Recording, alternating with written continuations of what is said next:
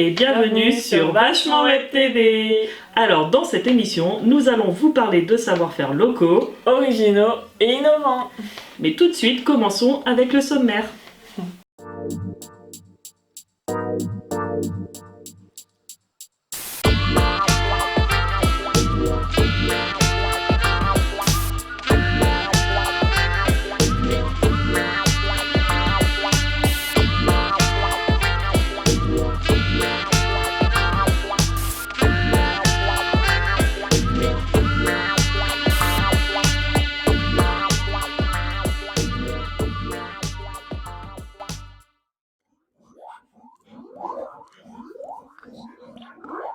Alors commençons notre voyage à la recyclerie Les Fourmis Vertes à Landizac.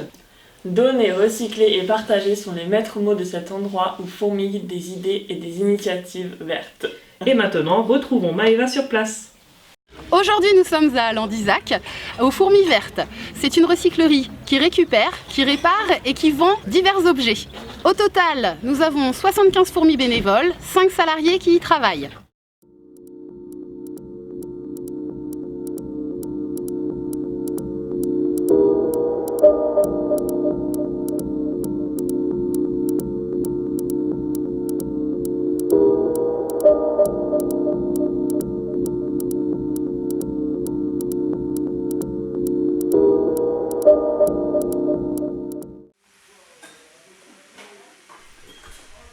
La vente au kilo est un principe assez simple. 1 kilo égale 1 €. Organisée environ tous les 3 mois, toute la population peut profiter de cette offre. Cette caverne d'Ali Baba est une fourmilière de bacs remplis d'objets. Vous y trouverez de la vaisselle, des bibelots, de la décoration, des jouets, etc.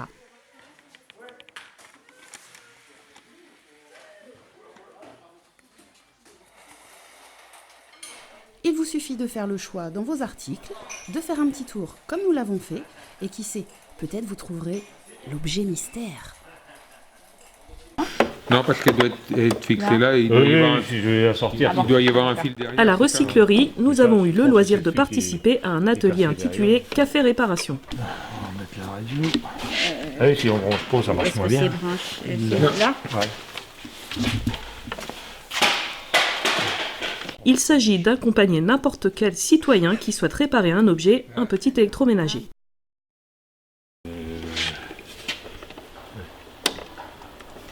Et c'est la radio qui marche plus. Oui, c'est la radio.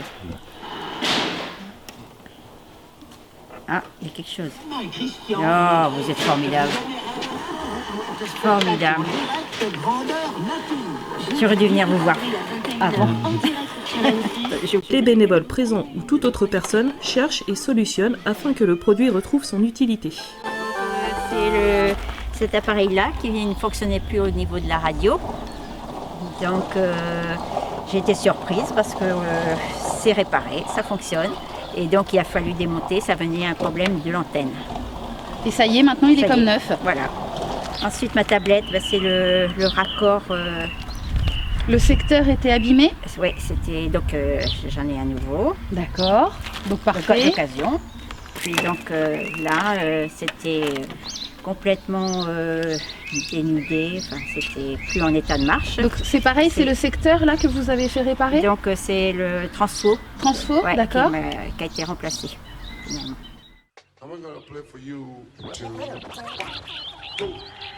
Alors l'association a été créée par Dimitri Lecoq. C'est un projet qui lui tenait très à cœur. Donc il a décidé de mettre en place quelque chose, un lieu qui n'existait nulle part ailleurs, dans lequel on essaierait de sauver des objets qui étaient voués à l'enfouissement. Donc il a mis tout en œuvre, il a commencé par mettre une annonce sur le journal où il a demandé si d'autres gens étaient intéressés. On a créé une petite association préfiguration d'une quinzaine de personnes et l'aventure a commencé comme ça.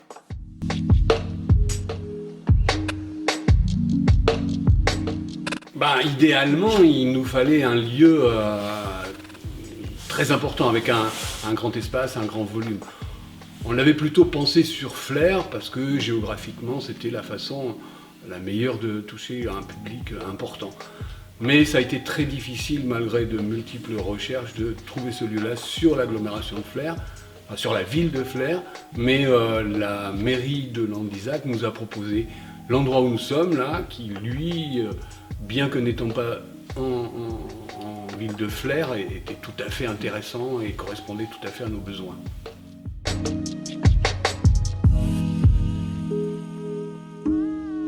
Alors le lieu Les Fourmis Vertes, c'est avant tout un lieu d'échange, de convivialité. Donc on a mis en place différents ateliers. On organise un agenda qui figure sur Facebook. Donc il y a possibilité, grâce à cet agenda, de voir quels sont les différents ateliers que les fourmis proposent.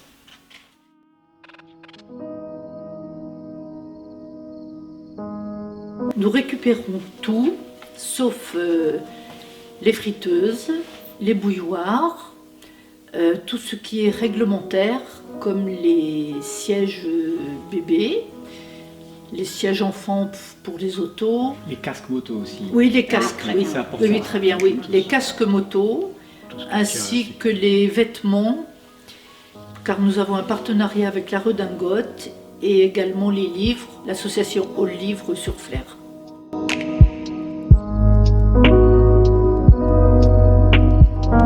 Alors, nous avons 3 sources de provenance, enfin 3 provenances possibles pour les objets qui sont chez nous. Une première provenance, c'est les déchetteries. Nous avons un partenariat avec le CIRTOM, et donc les différentes déchetteries ont des conteneurs où les gens, quand ils viennent apporter des objets, peuvent choisir de ne pas les mettre à la benne, mais de nous les confier en les plaçant dans les conteneurs. Ça, c'est la première provenance. Une deuxième provenance, ce sont les apports volontaires, les gens qui viennent ici, ils ouvrent leur coffre et voilà, ils descendent et ils nous donnent ce qu'ils ont amené et ce qu'ils ont choisi de ne pas jeter et qui nous convient tout à fait.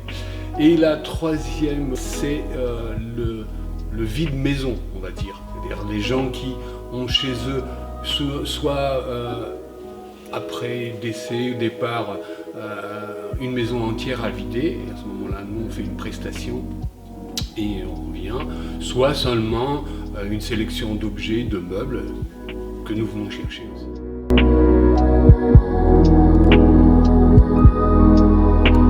Deuxième dimanche du mois, de 14h à 18h. Et ensuite, il y a également la structure qui, elle, est ouverte pour les apports volontaires du mardi au samedi, de 9h le matin à, on va dire, 17h30.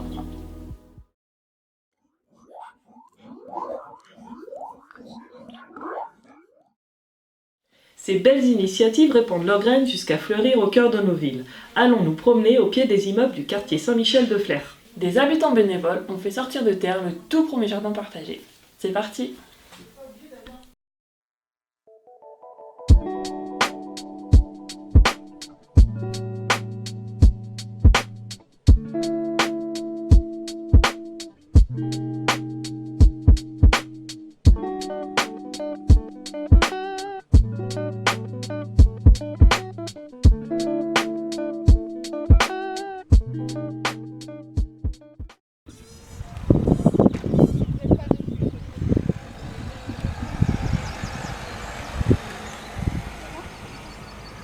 Les beaux jours sont propices à aller se balader au jardin partagé Papille-Papillon.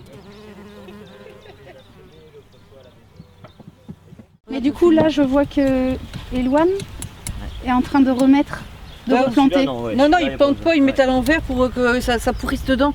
Ça donne de l'engrais en même temps. D'accord, ouais, ok. Exactement. De l'engrais naturel. Ouais, de l'engrais naturel. Moi, c'est toi qui sais, hein. T'as raison.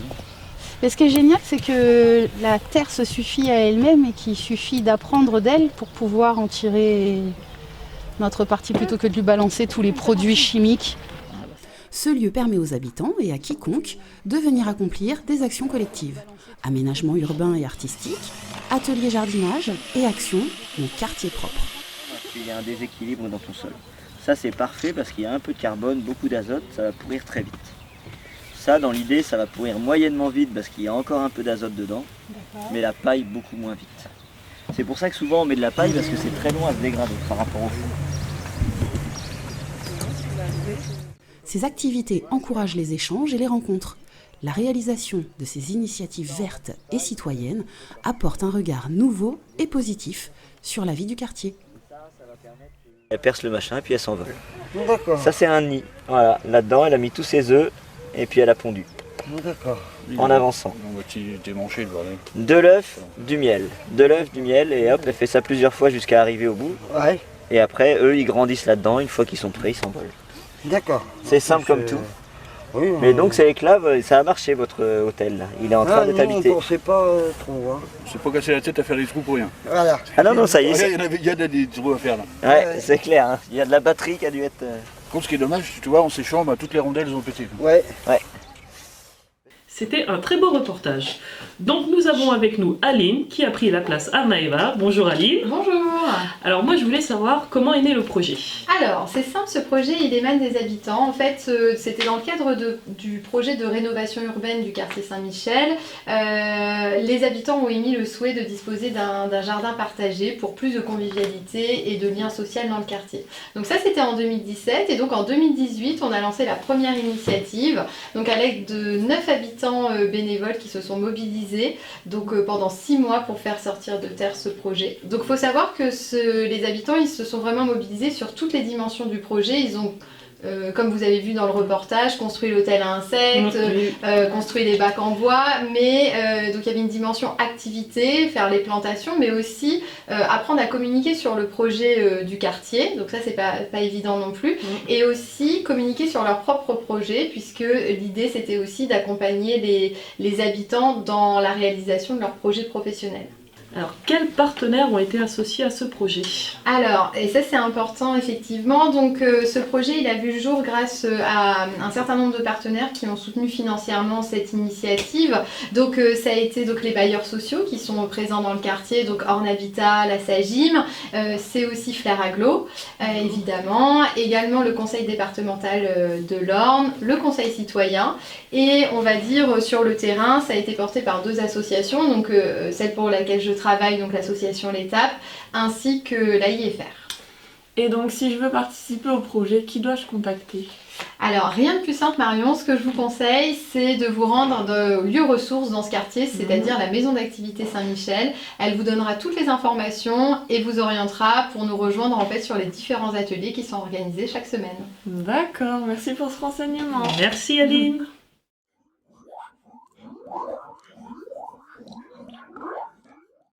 Aujourd'hui, nous sommes à la ferme de la Berouette pour rencontrer Joseph et retrouver les bénévoles. Et nous ferons les semis qui serviront au jardin partagé. C'est parti! Along the river, running through the liquid surface of quiver. Cool breeze blowing slowly, I shiver. The water is pure and clean, I'm a sinner. Along the river, running through the liquid surface of quiver. Cool breeze blowing slowly, I shiver. The water is pure and clean, I'm a sinner. The water comes from the mountain top. À la ferme de la Berouette, nous avons été chaleureusement accueillis par Joseph et Anna.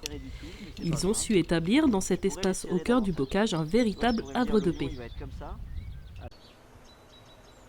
La douceur de vivre et la bienveillance sont le ciment de cette ferme. Le goût de l'effort mêlé à l'odeur de la terre nourricière nous rappelle l'essentiel des besoins de l'homme. Les fruits et les légumes qui poussent dans ce jardin extraordinaire régaleront vos papilles.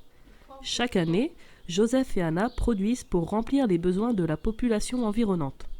Joseph est intarissable sur les méthodes de permaculture et la culture biologique. Alors, on fait une plaque, nous ? Oui. Son souci des pratiques respectueuses de la terre sont accessibles à tous, mais nous vous avouons que nous sommes plutôt impressionnés par cet homme à la main verte. Et ça, la laine, elle va rester là 3 ans avant de se dégrader. Du coup, tu as tout à fait le temps de planter des choses et d'être tranquille.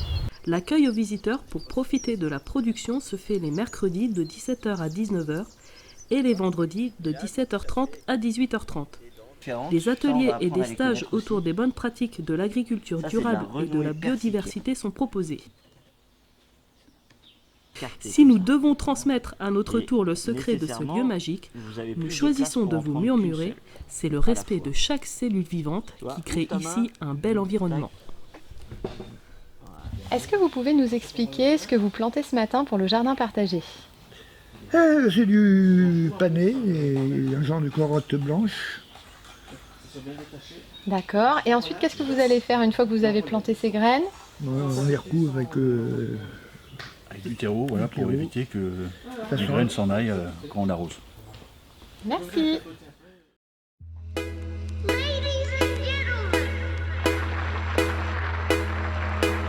La ferme de la Berouette, elle est née officiellement en 2015, lorsque j'ai créé mon entreprise ici. C'est une ferme qui a été créée suite à un appel à projet donc de Flair Aglo, de la région, et puis de la commune de Caligny. Voilà.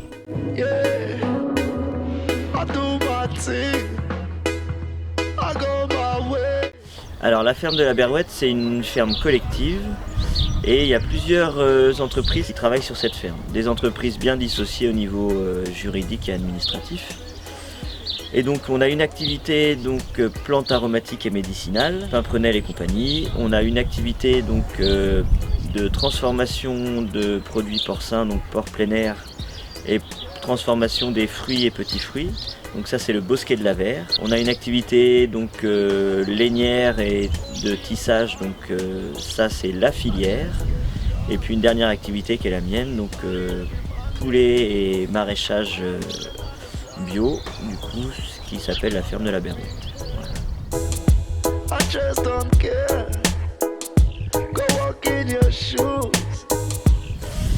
Alors ce projet il a avant tout des valeurs donc, de création de nourriture saine avec des valeurs qui sont plus larges donc de préservation de l'environnement, de pédagogie sur les techniques qu'on emploie et aussi de création de liens avec le territoire.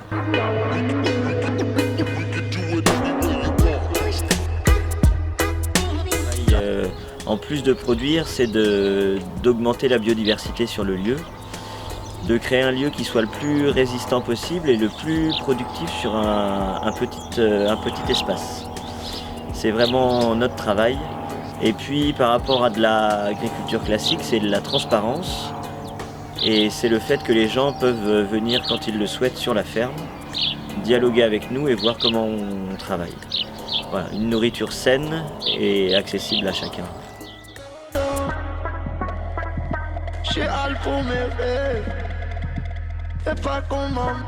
Alors la permaculture, en résumé, il va falloir être très fort, mais si je vous le fais, c'est une conception et un mode de conception d'un milieu pour finalement le rendre le plus efficace possible en l'étudiant et en connaissant un petit peu tous les différents potentiels de ce lieu et en les mariant pour finalement faire de ce lieu un lieu qui soit le plus résistant possible. Et donc la permaculture, ça concerne non seulement l'agriculture, mais ça va concerner notre rapport entre êtres humains sur la ferme et le lien qu'il va y avoir entre les différentes activités du lieu pour que chacun puisse bénéficier finalement du travail des autres.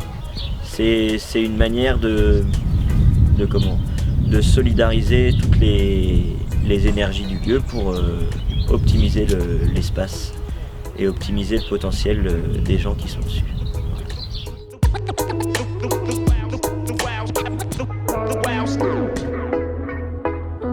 Alors, des salariés, il y en a pas du tout. On réfléchit à salariés qui ont un léger handicap et qui pourraient vraiment nous aider à la ferme. Il est bénévole en ce moment. Et voilà, on essaie de faire évoluer son statut. Après, on a des woofers qui passent à la ferme, des bénévoles quand on a des propositions. Et puis sinon, beaucoup de personnes qui viennent en stage. Soit des stages Pôle emploi, soit des stages qui sont liés à leur formation.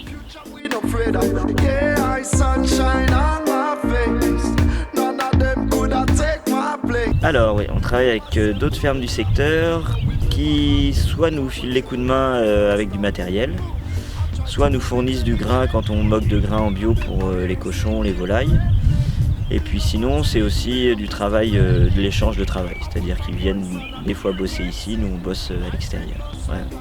On essaie vraiment de créer du lien avec les autres lieux quoi, du secteur.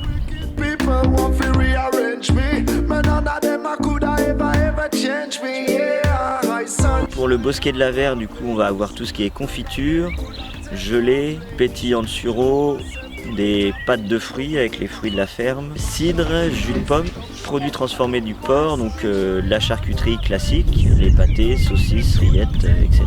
Régulièrement, on a du porc sous vide, voilà, qui est proposé à la vente. Anna, du coup, la filière, donc c'est tout ce qui est produit de la laine, donc laine en écheveau, en pelote teinte à la ferme, et puis bientôt des produits finis, et voilà, semelles et feutres. En particulier. Clélia, donc c'est du plan d'aromatique et médicinal.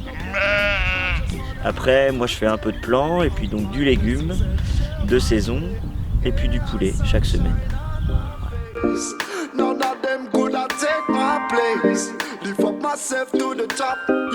Alors, on vend principalement donc à la ferme les mercredis et les vendredis à partir de 17h. Sinon, on vend donc à la Halte Paysanne, qui est un magasin de producteurs à Saint-Georges-des-Groseilliers. Donc là, qui est ouvert du mercredi au samedi.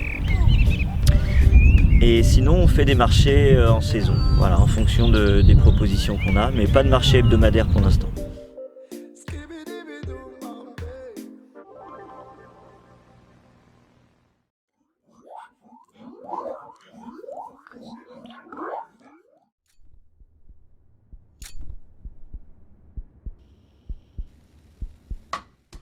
Alors j'ai longtemps travaillé dans le textile, j'ai obtenu un diplôme de modélisme et de stylisme en France et après j'ai travaillé dans une industrie de textile, toujours en France. Et lors de la délocalisation du bureau d'études, enfin de mon poste en Europe de l'Est, eh bien j'ai décidé de commencer ma propre activité qui avait plus de sens avec mes valeurs et je voulais faire quelque chose qui soit lié aussi avec des besoins du territoire et j'avais besoin vraiment aussi de toucher, enfin de travailler une matière qui était naturelle. Alors moi j'ai cherché un tout petit peu ce que je pouvais faire et je me suis orientée vers la laine qui est une matière fantastique. Elle a énormément de propriétés et je me suis lancée là-dedans. Donc j'ai fait une petite formation sur le tissage et la teinture naturelle pour complémenter ma formation déjà dans le textile en tant que modéliste styliste.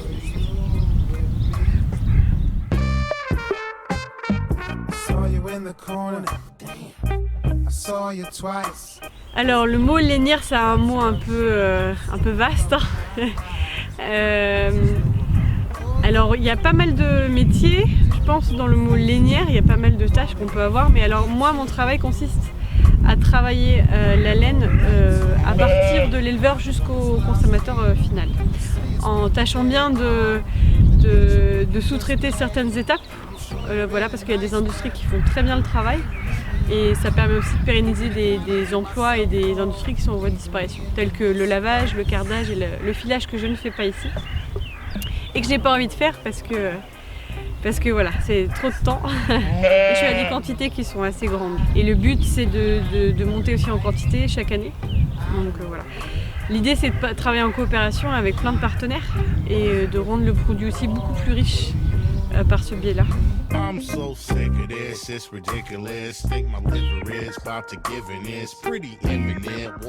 Alors aujourd'hui, il y a très peu de personnes qui valorisent la laine. Donc il y a tout intérêt à se mettre à plusieurs, à travailler ensemble et à faire des ponts entre les activités et à travailler sur des projets communs. Et je pense que plus on sera nombreux à proposer ce genre de produits et plus il y aura de monde intéressé et plus il y aura d'acheteurs.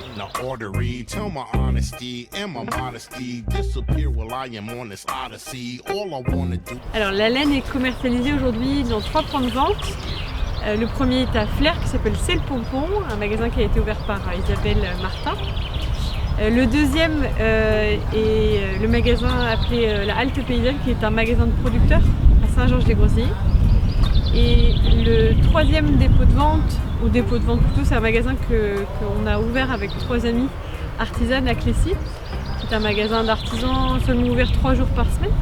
voilà, c'est là aussi que je vends la laine. Et puis après je profite des marchés artisanaux et marchés organisés dans les festivals pour aussi vendre la laine d'avril à décembre. Mais le plus gros, la période où je vends le plus de laine, c'est vraiment entre le mois de septembre et le mois de février.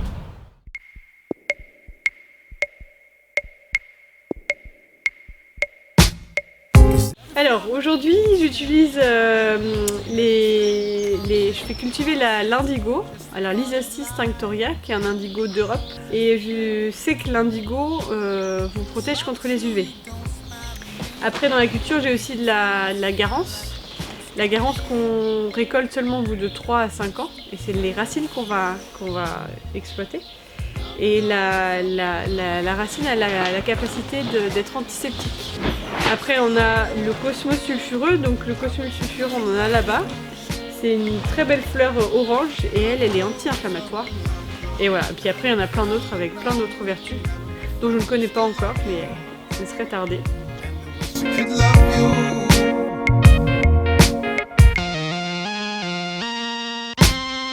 Donc la laine, une fois récoltée le jour de la tonte, donc de mai environ jusqu'au mois d'août, je l'envoie dans une laverie, dans les Pyrénées, une laverie qui s'appelle Sibada, c'est à Nyon, en Ariège, qui lave du coup, alors l'année dernière on était à 1 tonne de laine, et après elle remonte dans la Creuse, qui font le cardage et la filature, et après elle me revient en écheveau ici à la ferme de la Berouette où j'entame la tenture.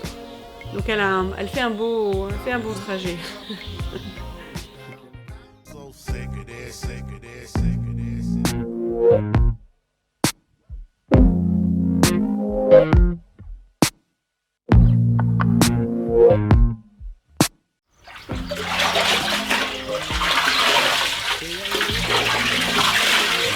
Alors là, dans ce bac-là, on a mordancé la laine. Donc ça veut dire qu'on a en amont préparé la laine pour que la couleur après puisse tenir dans le temps.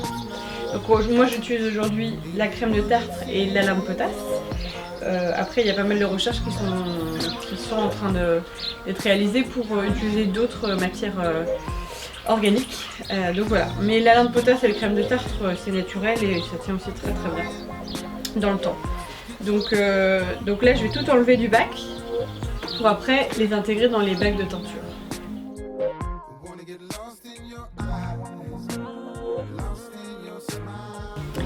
Aujourd'hui j'utilise toutes sortes de plantes que je fais pousser à la ferme. Donc ça va à un arbre, à une petite fleur. À peu près 40% de mes couleurs proviennent de la ferme. Et après j'ai 60% de mes couleurs qui proviennent d'exploitation extérieure. Donc soit d'Asie, d'Amérique du Sud ou bien de France aussi. Là par exemple j'ai de la cochenille qui est élevée en Amérique du Sud. Donc c'est une cochenille qui pousse sur les cactus. Et lorsqu'elle a pondu ses œufs, elle meurt immédiatement. C'est à ce moment-là qu'on récupère le corps. Là on a du cosmos. Cosmos sulfureux qui donne du jaune et du orange en fonction de la quantité de fleurs qu'on va mettre. Après on peut obtenir d'autres couleurs comme le bleu qui est obtenu à partir de l'indigo. Donc là c'est le Polygonum tinctorium. C'est un indigo asiatique, mais sinon on a plein d'autres variétés d'indigo. Là on a la fameuse cochenille, donc ça donne ce rose. Après on peut avoir des roses beaucoup plus clairs comme celui-là. Et puis après on a le réséda. Le réséda ça donne du jaune. Alors là le jaune est très pâle, mais après on peut avoir des jaunes beaucoup plus intenses. On a le chlorophylle, donc ça c'est un vert très clair. Pareil, si on en met un peu plus, on va pouvoir obtenir des verts beaucoup plus foncés. Là on a de la garance. Et du campèche. Le campèche ça donne un violet. Donc le campèche ne pousse pas ici. C'est un bois de cœur que les luthiers utilisent beaucoup pour fabriquer leur instrument.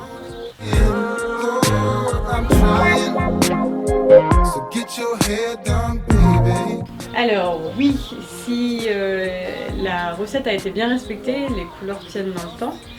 si la matière a été bien fixée en amont ou après la teinture. Souvent je fais référence aux tentures du Moyen-Âge celles qui ont encore des couleurs aujourd'hui, ce sont des tentures qui sont passées par la tenture naturelle. Donc c'est des tentures qui ont traversé plusieurs siècles. Donc c'est ça qui est super.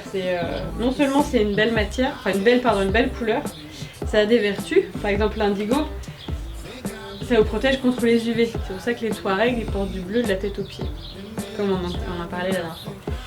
Et en plus c'est résistant dans le temps. Mais voilà, il y a quand même un savoir sur la teinture naturelle et il y a pas mal de choses à respecter pour que ça tienne dans le temps. I'm lost without you. I don't know what I would do without you in the middle of my life. You see, I'm like a child. Alors là c'est de la laine, il y a un petit curon là de laine de Tonnet Marteau, donc les moutons qu'on a été voir. Donc c'est une laine qui est assez propre parce qu'en fait le mouton elle a été à l'extérieur toute l'année. Donc on voit pratiquement pas de paille parce que voilà, elle passe pas son temps à la bergerie. Et donc ça c'est une laine assez longue, elle a une fibre assez longue mais très très feutrante, je sais pas si on peut utiliser ce terme là. Et donc avec ça, on obtient ça, et voilà. Voilà, ça c'est un plaid de feutre qu'on réutilise après dans l'ameublement ou pour des accessoires de mode.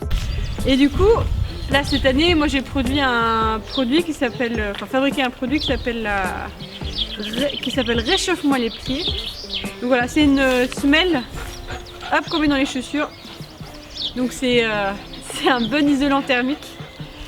Et ça retient toute la transpiration sans qu'on ait la sensation de moiteur. Ça c'est pour vous donner une petite idée. Après il y a une autre fibre, un autre type de toison qui est la toison à fibre longue. Donc voilà, là on va être sur quelque chose qui est moins feutré, avec une fibre plus fine aussi. Et avec ça, on va obtenir ce genre de fil là. Donc avec ça, on peut fabriquer plein de choses. Et si on le mélange avec une toison noire, j'en ai plus qu'une, hein, attention. Hein. Tout est parti à la filature.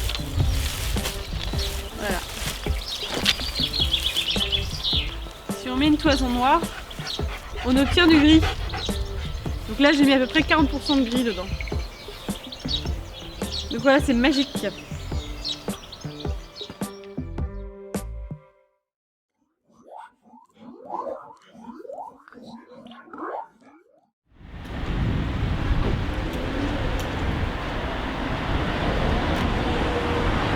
Bonjour Isabelle. Bonjour Maëva, comment vas-tu? Eh bien ça va très bien. De retour à la boutique. Exactement. Très bien. Donc j'ai créé la boutique C'est le Pompon le 1er octobre 2018. Même s'il y avait un travail en amont qui a été fait auparavant, mais voilà, l'ouverture officielle était au 1er octobre. Et c'était un projet que j'avais en tête depuis quelque temps. Et ayant toujours pratiqué le tricot depuis l'adolescence, c'était quelque chose qui m'avait déjà effleuré l'esprit au cours de mes différentes expériences professionnelles.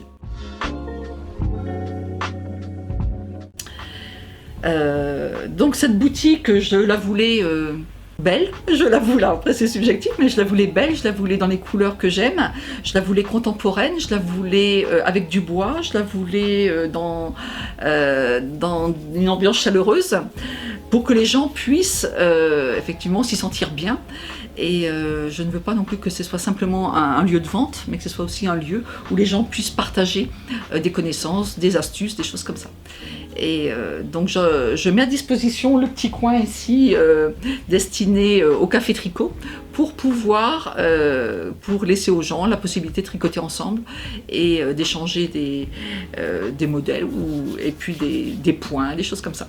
Et j'organise également donc des ateliers tricot qui permettent aux gens d'apprendre. Souvent dans mes ateliers, j'ai des gens qui n'ont soit jamais tricoté et qui veulent apprendre les points de base, ou alors des personnes qui n'ont pas tricoté depuis 10, 15, 20 ans, qui ont l'impression d'avoir tout oublié et qui souhaitent s'y remettre. Donc je propose des ateliers débutants, des ateliers avec des points précis, des méthodes d'assemblage, différents ouvrages, etc. Et donc les gens peuvent s'inscrire dès qu'ils le souhaitent, dès qu'ils le veulent, dès qu'ils ont envie de reprendre une activité de tricot.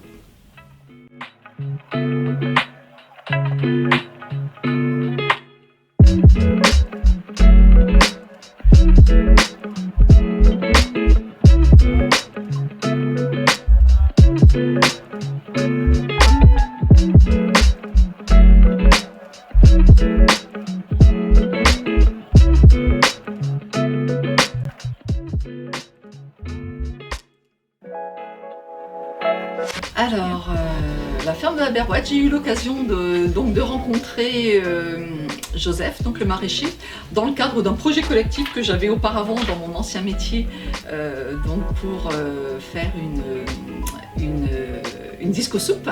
Et donc je l'avais contacté pour qu'il puisse nous mettre à disposition, donc nous donner des légumes. Et à cette occasion, Anna, donc sa conjointe, était là et on avait parlé de nos futurs projets. Et moi j'avais parlé de ce projet d'ouverture de boutique de laine. Et Anna justement cherchait une boutique de laine sur Flers pour pouvoir donc déposer et vendre ces laines qu'elle fabrique elle-même.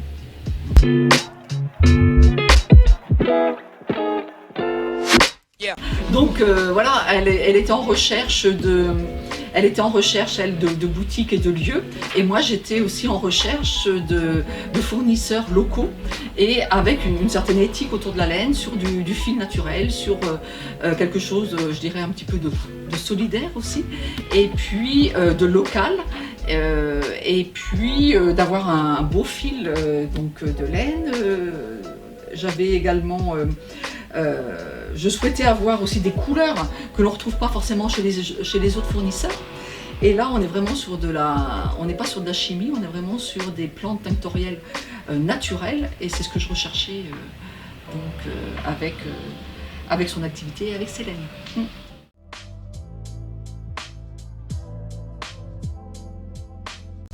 Oui, alors j'aurais aimé pouvoir fabriquer plein de petites choses, j'en ai fait un peu au départ, et puis là ce qu'il se passe, c'est que j'ai beaucoup de commandes, j'ai des commandes de clients et clientes qui ne savent pas tricoter pour réaliser des pulls, pour réaliser des gilets, pour réaliser des choses, donc des ouvrages d'adultes. Et donc voilà, moi je réponds plus à une commande de clients et clientes que de faire des ouvrages pour mettre en vente dans la boutique, quoi, hein. Donc, et là sinon ce sont des tricoteuses qui le font pour moi. Ah oui, d'accord, c'est pas vous qui l'avez fait. Non, c'est pas moi qui ai fait. J'en ai fait quelques-uns, 2, 3 petites choses, mais c'est tout, quoi. Après, mais on peut vous passer des commandes. Mais on peut me passer des commandes. Voilà. C'est tout au niveau des questions. Cette émission touche désormais à sa fin. Nous tenions à remercier toutes les personnes qui ont participé au reportage. Côté technique, nous remercions l'État de nous avoir accueillis au sein de leurs locaux. Et un grand merci au RAF pour nous avoir prêté le matériel vidéo sans lequel toutes ces images n'auraient pas pu être tournées. Merci à vous tous de nous avoir suivis et à bientôt sur Vachement Web TV.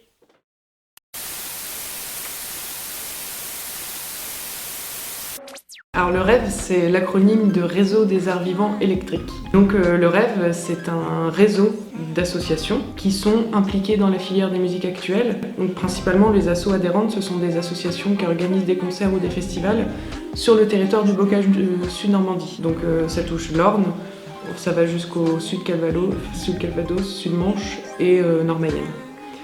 Donc l'idée en fait, c'est que nous, le REV, en tant qu'association tête de réseau, on va soutenir nos adhérents dans l'organisation de leurs événements et surtout leur proposer en fait un espace d'échange Donc l'idée c'est de permettre à ces assos de se rencontrer, d'échanger, parce qu'ils ont forcément des problématiques communes, et plutôt que tous ces projets qui sont implantés sur un même territoire fassent les choses chacune de leur côté, et ben, la fréquence du travail en commun, le partage d'idées, le partage d'initiatives, ça crée vraiment une dynamique. Et en fait, voilà, du coup, l'idée c'est d'aider les assos à se professionnaliser. Nous, en tant qu'asso tête de réseau, on apporte une expertise, la mutualisation, notamment du matériel. En fait, nous, grâce à des fonds européens, on a pu acheter un kit showcase son, lumière, des micros, des enceintes, des talkie-walkie, voilà, tout disons le strict minimum pour organiser une manifestation. Donc encore une fois, plutôt que chacune des assos achète tout son matériel, ce serait un peu idiot. Donc voilà, on a ce matériel mutualisé qui est à disposition des adhérents. Donc pour faire simple, en plus de permettre aux assos de se professionnaliser, l'idée aussi c'est d'avoir une saison culturelle qui est répartie sur tout le territoire. Grâce à l'ensemble de la programmation des adhérents, ça fait qu'on a quand même une petite saison culturelle répartie sur le Bocage Sud-Normandie, qui est quand même un territoire qui peut sembler un peu moins dynamique que les plus urbanisés, alors qu'il se passe quand même des choses, il s'agit juste d'aller chercher l'information, et la saison culturelle, elle est là quand même.